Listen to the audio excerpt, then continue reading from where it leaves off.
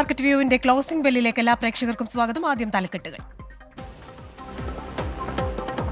ചാഞ്ചാട്ടത്തിനൊടുവിൽ വിപണികളിൽ നഷ്ടത്തോടെ closing. Sensex 199, Nifty 66 point താഴ്ന്ന് വ്യാപാരം അവസാനിപ്പിച്ചു. നിഫ്റ്റി റിയൽറ്റി, IT, ഫാർമ ഓഹരികൾക്കിടിവ്. നേട്ടമുണ്ടാക്കി മെറ്റൽ ഓഹരികൾ. ആഗോള തളർച്ചയും IT ഓഹരികളിലെ ലാഭമെടുപ്പും തിരിച്ചടിയായി. ഇടക്കാല ബജറ്റിൽ മൊത്തം മൂലധന ചെലവ് 10% കൂട്ടാൻ സാധ്യത. സമ്പദ്വ്യവസ്ഥയുടെ സുസ്ഥിര വളർച്ചയ്ക്ക് ചെലവ് ഉയർത്തുന്നത് സഹായിക്കുമെന്ന് വിലയിരുത്തൽ. മൂലധന ചെലവ് കൂട്ടുന്നത് നിരവധി തൊഴിലവസരങ്ങൾ സൃഷ്ടിക്കുമെന്നും ധനമന്ത്രാലയ വൃത്തങ്ങൾ. അടിസ്ഥാന സൗകര്യ വികസനത്തിന് മുൻഗണന. 0.45% വിലവർധന പ്രഖ്യാപിച്ച് മാരുതി സുസുക്കി. വിലക്കയറ്റവും ചരക്ക് വിലവർധനയും കാരണം ചെലവ് കൂടിയെന്ന് കമ്പനി. എല്ലാ മോഡലുകളുടെയും പുതുക്കിയ വില പ്രാബല്യത്തിലായി. വിലയുയർത്തൽ പ്രഖ്യാപനത്തിന് ശേഷം മാരുതി ഓഹരികൾക്ക് 1.5% നേട്ടം. വില ഉയർത്താൻ ഹോണ്ട കാഴ്സും മഹീന്ദ്ര ആൻഡ് മഹീന്ദ്രയും ഉൾപ്പെടെയുള്ള കമ്പനികൾ. കമ്പനി നിയമം ലംഘിച്ചതിന് ചൈനീസ് ലോൺ ആപ്പ് ഉൾപ്പെടെ കമ്പനികളുടെ രജിസ്ട്രേഷൻ റദ്ദാക്കാൻ കോർപ്പറേറ്റ് കാര്യ മന്ത്രാലയം. 665 ചൈനീസ് കമ്പനികൾക്കെതിരെ അന്വേഷണം പുരോഗമിക്കുന്നു. കമ്പനികൾ വായ്പയെടുക്കുന്നവരെ കബളിപ്പിക്കാനും ഉപദ്രവിക്കാനും ശ്രമിച്ചെന്ന പ്രാഥമിക റിപ്പോർട്ട്. മുംബൈ, ഡൽഹി, കൊൽക്കത്ത അടക്കമുള്ള നഗരങ്ങളിലെ ഓഫീസുകളിൽ റെയ്ഡ്.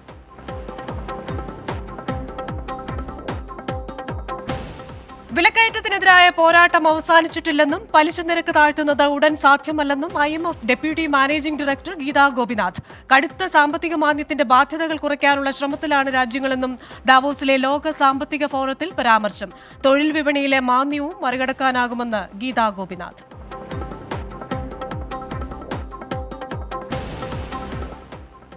നല്ല ചില വാർത്തകൾ കൂടി ബിസിനസ് ലോകത്തു നിന്ന് വരുന്നുണ്ട്. നാളെ കൊച്ചിൻ ഷിപ്പ്യാർഡിൽ 3 വമ്പൻ പദ്ധതികളാണ് പ്രധാനമന്ത്രി രാജ്യത്തിന് സമർപ്പിക്കുന്നത്. 4000 കോടിയുടെ പദ്ധതി വരുമ്പോഴേക്കും 5000 പേർക്ക് ജോലി ലഭിക്കുമെന്നാണ് വിലയിരുത്തൽ. അതുപോലെ തന്നെ നിരവധി തൊഴിലവസരങ്ങൾക്കൊപ്പം തന്നെ പുതിയ പദ്ധതികൾ സംസ്ഥാനത്തെ സമ്പദ് വ്യവസ്ഥയ്ക്ക് വലിയ കോൺട്രിബ്യൂഷൻസ് നൽകുമെന്നുമുള്ള വിലയിരുത്തലുണ്ട്. ഇതിനുപരിയായി ക്വാണ്ടം സൂപ്പർ കമ്പ്യൂട്ടിംഗ് ഹബ്ബുകൾക്കായി 10,000 കോടിയുടെ നിക്ഷേപമാണ് കേന്ദ്ര സർക്കാർ ഇപ്പോൾ ലക്ഷ്യമിടുന്നത്. ഇത് സ്റ്റാർട്ടപ്പുകൾക്കും SMEകൾക്കും ചെറുകിട ഇടത്തര വ്യാപാരങ്ങൾക്കും ഒക്കെ വലിയ പ്രയോജനമാണ്. കാരണം ഉന്നത ശ്രേണിയിലുള്ള കമ്പ്യൂട്ടിംഗിലേക്ക് അവരെ കൊണ്ടുവരിക എന്ന ലക്ഷ്യത്തോടെയാണ് ഈ ക്ലൗഡ് കമ്പ്യൂട്ടിംഗ്, സൂപ്പർ കമ്പ്യൂട്ടിംഗ് ഹബ്ബുകളുടെ ആരംഭം. അതുപോലെ തന്നെ വ്യാപാര കമ്മി രാജ്യത്ത് കുറഞ്ഞു എന്ന ഒരു സന്തോഷ വാർത്ത കൂടെ നോമ്യൂറ പങ്കുവെക്കുന്നുണ്ട്. ഇനി നമ്മൾ ഓഹരി വിപണിയിലേക്ക് വന്നു കഴിഞ്ഞാൽ 2 ദിവസത്തെ തുടർച്ചയായ നേട്ടം. ഇന്നലത്തെ റെക്കോർഡ് ക്ലോസിംഗിന് ശേഷം ഇന്ന് ഓഹരി വിപണികൾ വ്യാപാരം അവസാനിപ്പിച്ചത് നഷ്ടത്തിലാണെന്ന് പറയുമ്പോഴും 22,000, 73,000 എന്ന് പറയുന്ന 2 മാർക്കുകൾ വിപണി ഇന്നും ആ നിലയിൽ മെയിൻറ്റെയിൻ ചെയ്യാനായിട്ട് സാധിച്ചിട്ടുണ്ട്. നിഫ്റ്റി 22,032 ക്ലോസിംഗ്, 65 പോയിന്റ് താഴ്ന്ന്. Nifty bank and financial services നോക്കുകയാണെങ്കിൽ ഇന്ന് നഷ്ടത്തിലായിരുന്നു. ഒരു ലാഭമെടുപ്പ് ഈ സെക്ടറുകളിൽ ഉണ്ടായി എന്ന് വേണം കരുതാൻ.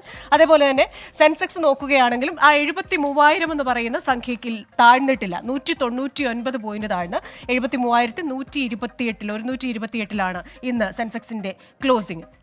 നമ്മോടൊപ്പം അതിഥിയുണ്ട്. DBFSന്റെ എക്സിക്യൂട്ടീവ് ഡയറക്ടർ പോൾ തോമസ് ആണ്. Shri Paul Thomas, very good evening. എന്തായാലും ഇന്നലത്തെ ആ ഒരു റാലിക്ക് ശേഷം ഇന്നൊരു നഷ്ടത്തിലാണ് വിപണികൾ ക്ലോസ് ചെയ്തിരിക്കുന്നത്. IT, ഫാർമ തുടങ്ങിയ മേഖലകളിൽ ഇന്നൊരു ലാഭമെടുപ്പ് അല്ലെങ്കിൽ പ്രോഫിറ്റ് ബുക്കിംഗ് ഉണ്ടായി എന്ന് പറയാമോ?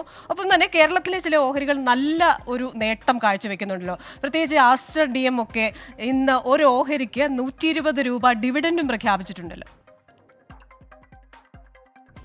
അതെ, ഇന്ന് മാർക്കറ്റ് ഒരു റേഞ്ചിനുള്ളിൽ നിഫ്റ്റിയെ സംബന്ധിച്ചിടത്തോളം എടുത്തു കഴിഞ്ഞാൽ ഏകദേശം 150 പോയിന്റിനുള്ളിൽ, അതായത് 21,970-നും 22,124-നും ഇടയിലുള്ള കയറ്റി ഇറക്കങ്ങളാണ് ഇന്ന് കാണപ്പെട്ടത്.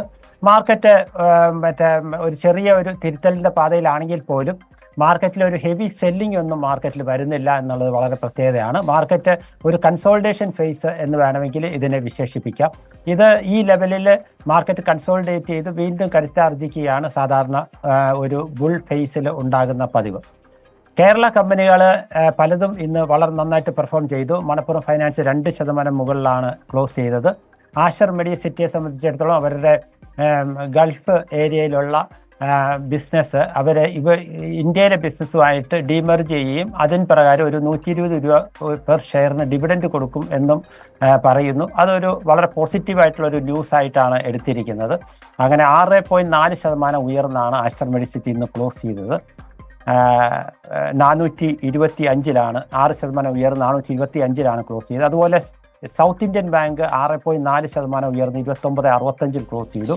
കൊച്ചിൻ ഷിപ്പ്യാർഡിലും ഇതുപോലെ പ്രധാനമന്ത്രിയുടെ ചില അനൗൺസ്മെന്റ്സ് പ്രതീക്ഷിച്ചതുകൊണ്ടായിരിക്കും ഇന്ന് കൊച്ചിൻ ഷിപ്പ്യാർഡ് ഒരു ഓൾ ടൈം ഹൈ അടിച്ച് 792-ലാണ് അവസാനം ക്ലോസ് ചെയ്തത്. ശ്രീ പോൾ തോമസ്, എന്തായാലും നിക്ഷേപകർക്ക് നല്ല അവസരമാണ്. കേരള ഓഹരികളും മികച്ച നേട്ടത്തിൽ മുന്നേറുന്നു എന്നാണ് ശ്രീ പോൾ തോമസ് പറഞ്ഞത്. മാർക്കറ്റ് വ്യൂവിന്റെ ക്ലോസിംഗ് ബെൽ ഇവിടെ പൂർണ്ണമാവുകയാണ്.